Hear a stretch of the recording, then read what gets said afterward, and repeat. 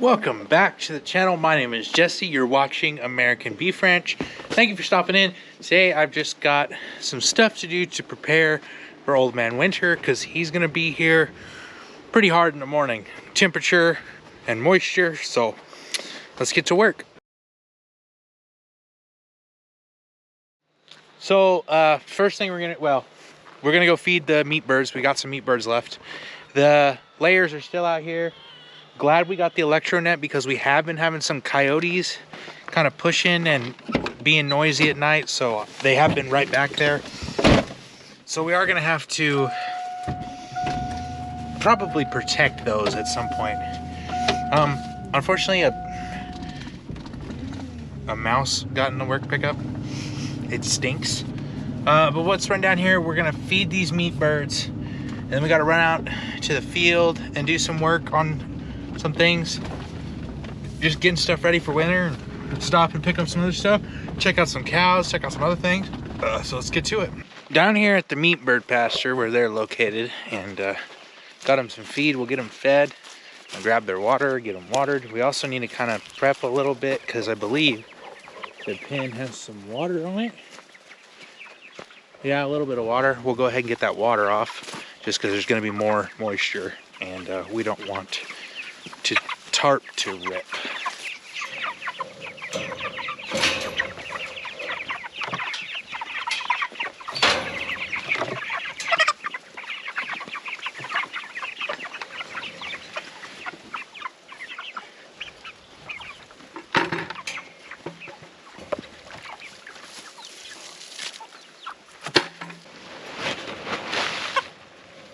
So unfortunately we did have some predator problems.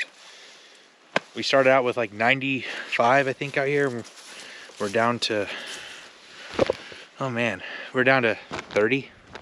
So really gonna have to figure out a better plan for meat birds next year because we just can't afford to take that big of a loss. So I'm gonna go get him some water, and then we're gonna keep moving. All right, we are headed over here. You guys know I put the tall skinny tires on all the pivots because we grew some corn this year, and the tall skinny tires are definitely way better. Definitely I would choose those over the other tires, at least, you know. But anyway, I got all these used pivot tires over here, and I was on Craigslist the other day, and a local guy is looking for some used pivot tires of all sizes. So I called him this morning and he said, yeah, no, that'd be great. So I'm gonna pull up here and I'm gonna snap some pictures of these tires for him. So I have, you know, like short skinny, and then I've got the fat tires, which is about, the fat tires are pretty much like the standard around here. They're very, very common. The tall skinny tires anymore are becoming a lot more popular. But I'm gonna get some pictures of these guys and send them off, so I can send them off and hopefully sell these tires so they don't just sit around here and, you know, dollar bills are dollar bills. All right, I got all the pictures taken and sent off, and hopefully we get those sold. So now I gotta go do the real work. So we're out here at our largest pivot, our biggest pivot. I am not sure if I'm going to have to use this pivot next year, but I think I'm going to. Maybe not right here, but in a different spot. Anyway, as corn grows, which we planted here, we wrap the drops to keep it above the corn. It does a couple things. One, it keeps, obviously it's wetting the corn down, the entire plant of corn, like rain does. It's more natural waterfall. And number two, we do that because when the sprinklers hang into the corn, it puts a lot of drag on the pivot, and pivots have been pulled over before when the sprinklers are down and the corn gets up into the pivots, and it can pull them over. So we don't want that to happen. So that we decide to wrap the drops. Not everybody does it. Our sprinklers, also the type of sprinklers that we're using, works better with the water above than it does with the water down inside the crop. So anyway, in saying that, the problem is that it's really hard on the hose to be wrapped around the pipe. So instead of letting it sit there for the next 7 months wrapped up around the pipe, I've got to go around to every pivot and unwrap all these drops. I don't know how much I'm going to get done today. Probably at least get this one done today. And it's not, this pivot especially is not hard really to crawl across it on the, crawl across it on the span arms and get it done. It's really not that bad. The Rinky pivots I have, it's just a little bit harder in the middle because the distance from the pipe to the span arm is a little bit longer. These rods right here, control rods or span rods, so it's a little bit longer to those, and that makes it a little more difficult. The Valley pivot I have to use a ladder in the middle. I can't crawl across it. So literally I'm just going to crawl across the entire pivot, take the sprinklers, and unwrap them. And obviously this one's more difficult because there's more junk in the way.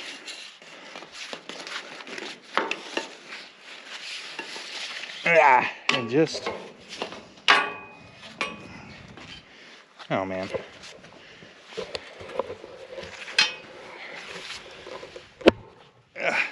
Yeah, so it's not like it's super hard or anything. It's just probably something, you know, I should be, I mean, really, most of them are this easy. But anyway, like I said, it's really hard on the hose. It'll wear a hole in the hose. So now I'm going to crawl across this pivot, which is a 1/4 mile long, and I'm going to unwrap about 128 drops. So we are about 1 1/3 of the ways down, and I don't know if anybody's thought about it or asked, but I did have somebody ask why you want to replace that pivot if it works. Well, I don't know if you guys can see that, but it's cracked right there. And it says on the other side as well. So, you know, these pivots are put together like a big truss bridge, and there's lengths of pipe, and it's not at the flanges. There's a flange on each side of this. It's right here in the middle. This, what we call a V-jack, is what this bracing is called, has, where it mounts, has cracked. And that's like every single one of them. And they leak. Obviously, this is all, you know, from leaking water, and they've cracked. And if we are going to use this pivot again, we're going to have to weld all of these. But there's a tower down here, I'll show you. This is cracked so bad that the pipe has collapsed and the entire tower is twisted to the side, and that tower is gonna have to be taken down and rebuilt, even if we decide to use this pivot next year. So I got like 1 1/3 towers done, so 5 2/3 to go. But yeah, I just wanted to take a minute and show you guys that. So if you're wondering why I keep saying I would like to replace this pivot, it also covers the more acres than any of our other pivots, right? It covers 125 acres. So that's 2/3 of our farm. So it would be a good idea to make sure this is good to go. And as you can see, this is why this is difficult. I'm stretched out, and if you're any shorter than me, I'm a 5'9.5" or so, this wouldn't be possible. But I just crawl along and unloop those guys one at a time.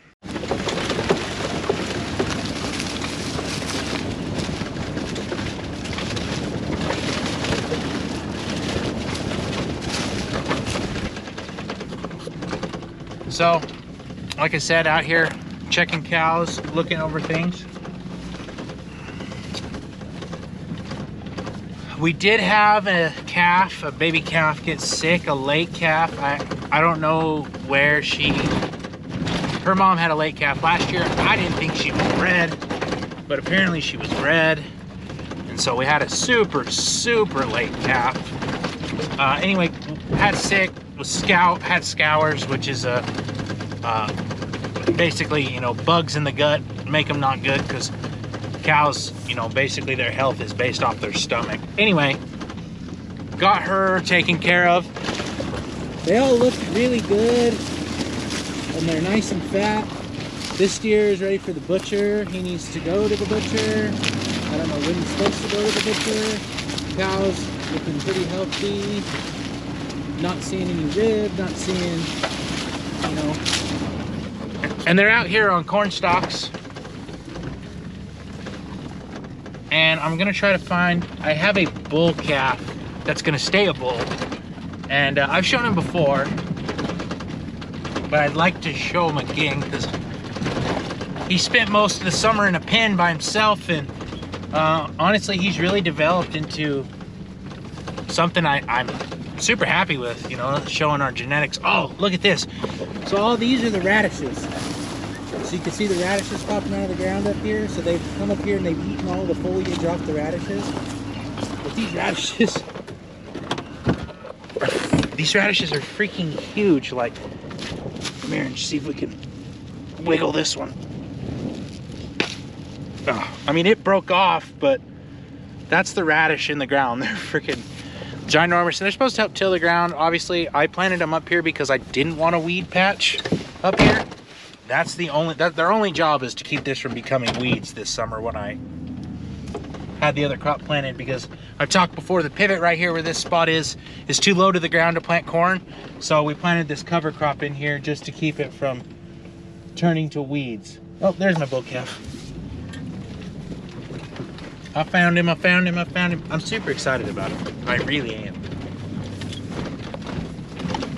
So his name's Blackjack. He is number 21. This guy right here. Going to be a bull. His mom is a little on the smaller side, so he is kind of small, but remember, you need to take in consideration that he was not on pasture at all this summer. He was just in a pen on a big bale of hay. So really liking the way he's developing. As a 2-year-old, he's going to be super solid next year. I'm going to use him on some stuff. Man, some of these radishes are just ridiculously big. But cows up here, they're eating on them. They're also, like I said, that's the only green forage in the entire farm, is that hill where I planted that stuff. And that's only like, I don't know, acre or just over an acre. So they are basically, they have access to, let's see, 150, 256. I mean, so they have access to,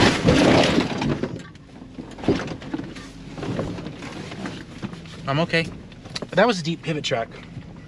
We moved a bunch of dirt right here, and so it's a little soft. Anyway, they have access to actually almost 500 acres, because there's an 80 back here that's private, that is not ours, but I'm grazing it right now, or I'm gonna graze it. So they'll have access to almost 600 acres just to forage, and they're gonna forage until they are hungry. I mean, we're gonna let them go. I think there's enough food, and then I got the other cornfield on the other side is still there that they can go graze, and there's other stuff out there for them to eat.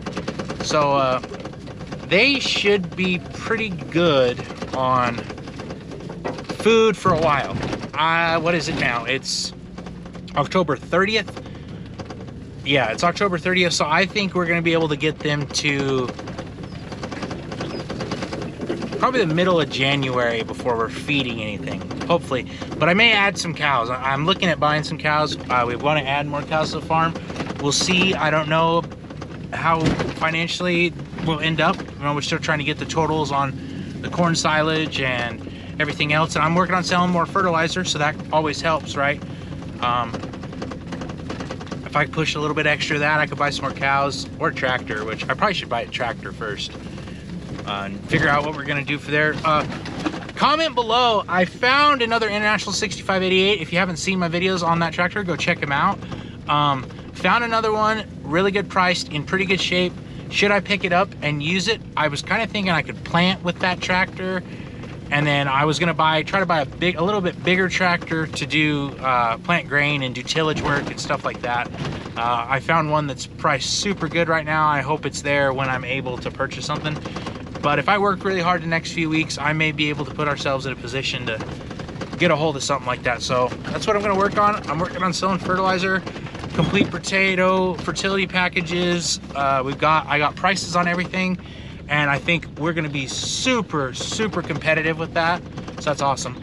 But I gotta run over here and grab one more thing, and then I think we are done for the day, really. I mean, my shoulders can't take that stuff anymore, so. All right, at my irrigation pond here, and I think the only thing I need to unhook is the hose. So really all I should need is a nut driver or a screwdriver, and I believe I have one right here, hopefully. Yep, right here. So my work pickup, right here, keep the tools. It works. It's not perfect. You need to leave that open. Anyway, I wanted to show you, so like, I don't know if we talked, I've had problems with mud getting in my pivot, and you know, so here's a pond here. Obviously there's trash. I don't know where the trash comes from. This freaking Russian olives, they always pop up. We'll have to take that out. We'll take those two out over there. All the holes that you see through here, like all these holes here, those are crawfish holes. Like legit crawfish holes. Look down in here. That's nasty. There's something dead down there. I don't know if you can see it right there between those two things. I don't know what that is. We have to clean that out too. I would like to cover that. This whole pump station really needs some work, but it's expensive to do that kind of stuff. So here is the fertilizer injector pump. So what we're doing, obviously, is picking it up because it's supposed to freeze. I don't want anything to freeze. I don't want to ruin it because they're like 1,700 bucks a pop for a fertilizer pump. So we're just gonna unhook it and get it picked up. And hopefully not hurt myself.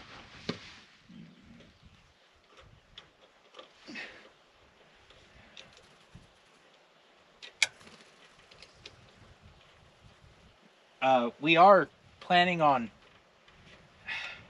got a lot of plans, you know, just whether we have the funds to do anything. But I am planning on upgrading this some. I don't know how much we're going to be able to upgrade it. I think we're still going to have these pumps, but maybe we're able to upgrade the phase converters, because we have single phase. We convert it to 3-phase because otherwise we couldn't afford to pump the water. It'd be like twice as expensive. So hopefully we can get that done here this next year. But yeah, we would like to upgrade. I mean, there's a lot of disadvantages to having to irrigate.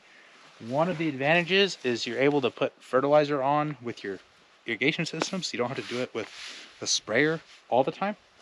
So for me, being small, it's really nice because sprayers are stupid expensive, and I don't want to buy one right now. Definitely want one, but don't want to buy one right now. Getting most of this black goji juice out. Some good humic. So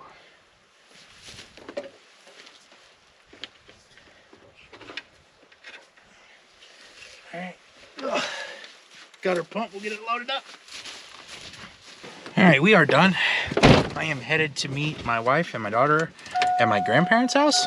I'm really fortunate that I am 29 years old and my grandparents are still in relatively good health for 81 and 85, I think. 82 and 85, maybe, something like that. Anyway, thanks for watching the video. I did want to say, we have a lot of plans and we're doing a lot of stuff. A big thing this winter I'm going to be hopefully spending some time on is obviously the fertilizer company, because I can make a lot of money over the winter, and then, or I can make income over the winter pre-selling stuff for next spring. But then we're going to work on cleaning up the farm a lot. I got left with so much junk from everybody else, and I just am tired of looking at it. So we did a lot of work, like dirt work and stuff this year, but we're going to start moving all the junk. Anyway, thanks for watching. We'll see you next time. This is American Beef Ranch.